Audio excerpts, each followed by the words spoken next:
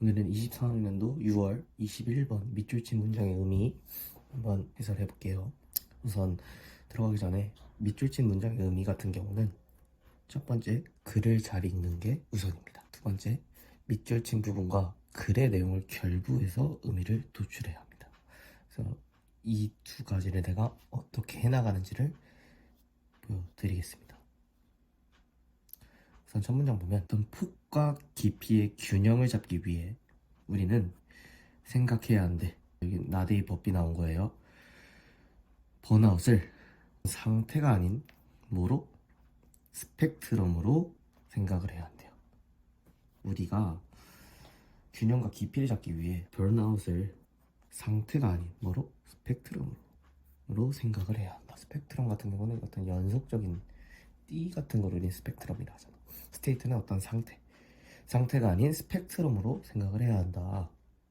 그 다음 문장, 번아웃에 대한 어떤 대부분의 담론의 장에서 우리는 이야기하는데, 번아웃된 일하는 사람들을 마치 뭐처럼 그 상태가 흑과 백인 것처럼, 즉 흑백 논리인 것처럼 이야기를 한대요. 자, 생각해봐. 우리가 대부분의 공론의 장에서 어떤 번아웃된 사람을 얘기할 때 그 상태가 흑백 논리로 이야기를 한대. 그러면 생각을 해봐. 흑백 논리는 상태일까 스펙트럼일까? 잘 모르겠지. 그러면 일단 그 다음 문장을 한번 봐. 흑백 논리는 설명할 수 없대요. 뭐를? 어떤 다양성을 설명할 수 없대. 어떤 다양성? 번아웃의 경험에 대한 다양성을 설명할 수 없대. 그러면 이 글에서 흑백 논리로 번아웃을 보는 것을 좋게 보는 걸까? 나쁘게 보는 걸까? 나쁘게 보는 거지. 왜? 번아웃 경험에 대한 다양성을 설명하지 못하니까. 그러니까 이 흑백 논리 같은 경우는 어디에 들어가는 범주일까? 그렇죠. 상태에 들어가는 거예요. 나쁘게 보는 거예요. 그래서 여기서는 흑백을 여기에 처리를 해주시면 돼요. 오케이. 흑백 논리는 보면 안 된다. 다양성을 보지 못한다. 그 다음 문장. 만약 거기에 어떤 확실한 라인이 존재한다면 어디에? 번아웃과 그렇지 않은 것에 대한 확연한 라인이 존재한다면, 어떤 정구처럼 라인이 존재한다면 우리는 좋은 방식을 가질 수 없대요. 어떤 좋은 방식? 분류화하는 거야. 사람을. 어떤 사람? 말하는데 그들이 번아웃 되었지만 여전히 그들의 업무를 완벽하게 해내는, 번아웃 되었다고 말하지만 이를 완벽하게 해내는 사람들을 분류화하는 방식을 가질 수 없다는 거야. 오케이. 그러니까 어떤 흑백 논리 혹은 상태로 번아웃을 설명을 한다면, 번아웃이 왔지만 여전히 그 일을 해내는 사람을 분류화할 수 없다고. 오케이. 똑같은 문장 계속 쭉 반복한 거예요. 첫 문장부터 여기까지.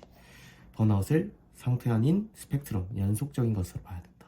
그 다음 문장, 번아웃을 뭐로서 생각하는 것? 스펙트럼으로서 생각하는 것이 solve this problem, 이러한 문제를 해결할 수 있다. 똑같은 문장이죠. 스펙트럼으로 봐야 된다. 즉, 번아웃이 오았지만 그것에 의해서 쇠약되어지지 않은 사람들, 앞에 얘기했던 번아웃 왔지만 여전히 완벽하게 그들의 업무를 해내는 사람들, 그러한 사람들은 단순하게 다루고 있대요. 그것에 부분적이고 덜 심각한 상태. 여기서 말하는 그것이 뭐겠어? 번아웃이겠죠. 오케이. 번아웃을 스펙트럼으로 봐야 된다는 거죠. 번아웃 왔지만 계속 업무를 끝까지 해내요. 이런 사람들은 그 번아웃을 상태로 보는 거라는 거예요. 오케이. 경험하고 있대. 번아웃을 뭐 없이, 번아웃 되어가는 것 없이. 되어간다는 게 뭐야? 연속적인 거죠. 쭉 흐름이잖아요. 즉 스펙트럼으로 보고 있지 않다는 거예요. 오케이. 상태로 보고 있다는 거죠. 그리고 밑줄 치는 문장 나오는 거예요. 번아웃은 말하지 않았대. 뭐를?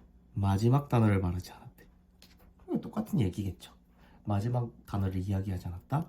번아웃은 스펙트럼, 연속적인 것이다. 이렇게 하고 끝나는 거예요.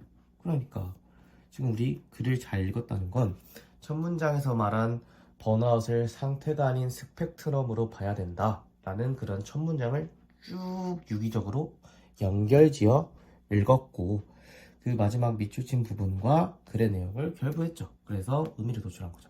즉 첫 문장이 끝까지 내려온 거야. 그래서 답을 찾아보면 일단 번아웃에 대한 공론이 끝에 도달하지 못했다. 무슨 소리야? 거기는 여전히 존재한대. 뭐가? 여지가 존재한대. 뭐에 대한? 지침의 더 큰 정도. 이게 뭐야? 번아웃이겠죠. 번아웃에 대한 더 큰 정도가 존재한다. 즉 연속적이고 마지막 단어를 얘기하지 않았다. 답은 2번이 되는 거야. 이해되시죠?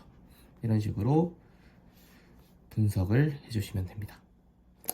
첫 문장에서 시작해서 끝까지 글을 잘 읽었고 연결하면서 마지막 이 밑줄 친 문장의 의미를 내가 읽었던 글의 내용과 결부해서 도출해내는 겁니다. 의미를.